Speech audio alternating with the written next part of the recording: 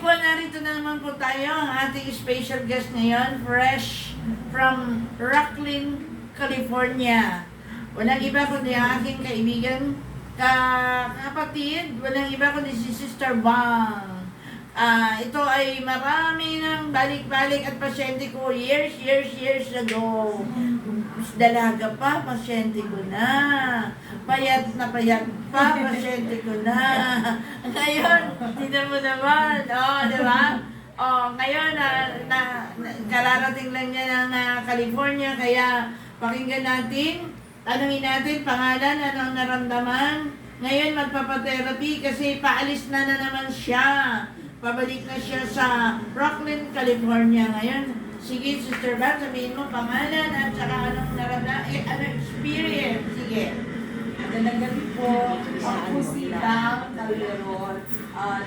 Dekada na po akong sa palataya talaga po sa therapy ni Tita Sister Ne.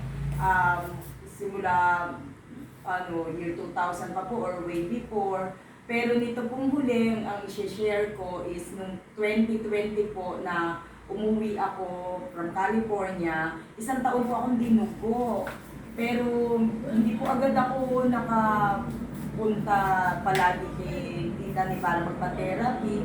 Tapos nag-rely ako sa shot ng aking OBGYN na para pampatigil ng dugo. Well then, mga 10 months po akong sinasaksakan ng OB-GYN ko na pampatigil ng dugo.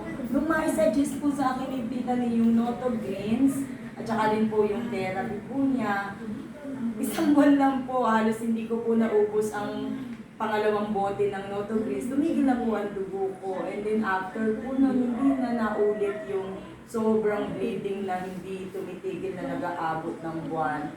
So napakalaking bagay po yun na talagang Laking tulong, no? Ang laking himala po pati na 1 taon kong tiniis. Nainis nga po ako sa sarili ko at 1 taon kong tiniis. Buti na lang po yung ate ko na regular nagpapatherapy noon. Minda. Si Ate Minda.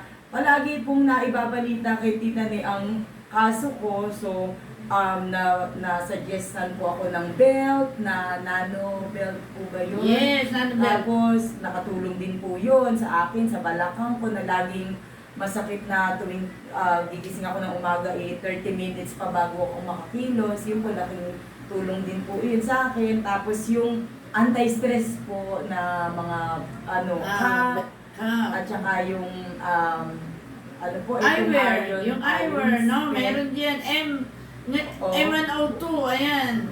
Yung kanyang M100 nasa bahay, yan. M102 niya.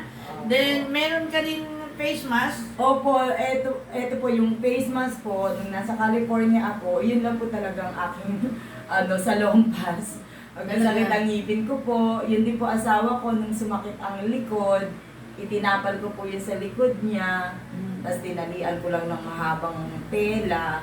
Yeah. Lagi ko po yung ginagamit sa masakit at the same time, yung aking walang kamatayan na dekada ng sampalataya ako na crystal oil na crystal herbal oil na aking paracetamol, mefenamic acid, yun na po yun.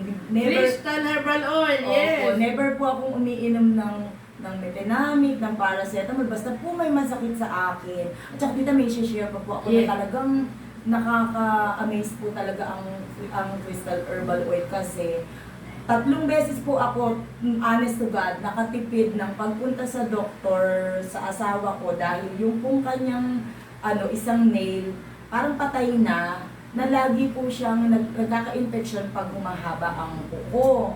So pag nabubunggo po yung laman niya ng kuko niya, nagnanana po siya, so nagiging masakit. Pag masakit na po, hindi mo na mahawakan, hindi ko na magkupit, bababaran ko po ng crystal oil, tapos yun po, sandali lang po kung sa magdamag, kinabukasan, wala na po ang nana, na tatanggal ko na, nalilinis ko na yung kuko, hindi na namin kailangan magpunta pa sa doktor. Ang galing! Opo, yun po talaga yung sobrang sampalataya ko, tapos na-share ko rin sa anak niya, sa aking stepdaughter, ang belt, na nakatulong din talaga sa balakang niya na laging Masakit. masakit, na may problema na. Tapos ang crystal oil din po na yun ang nire-request sa akin na napasalubong sa kanya. Amerikana yun, no? Opo, anak po ng aking asawa Yes, na taga respect daughter, no? California. Mm-mm. Opo, na talagang rin po kasi talagang napatunayan din po niya ang epekto. Yes. Opo. Ngayon po, ang therapy na aking hindi ako matatahimik hanggat hindi ako nahagot. Ba't nandito, Bago ako no? bumalik. Opo. Yes, aalis na kasi. Opo. Kaya, yun, kasi yung kamay niya, tingnan mo, siguro dala yung mga baggages niya, kinaya, kinary. O yun, medyo may problema kay therapy natin. Kaya muli, salamat sa lahat ng kanyang naranasan. Sa buong pamilya niya, pasyente ko. Yung nasa New Zealand na, si Sister Minda. Simula sa nanay niya hanggang sa bunso nilang kapatid, pasyente ko, no? Kaya, ano masasabi mo? Maraming salamat, no? Kay El Shaddai. Po, maraming salamat po kay Yahweh El Shaddai, kay Papa Jesus. Yes. Muli, maraming salamat. Good evening po sa inyo lahat. Thank you. God bless you.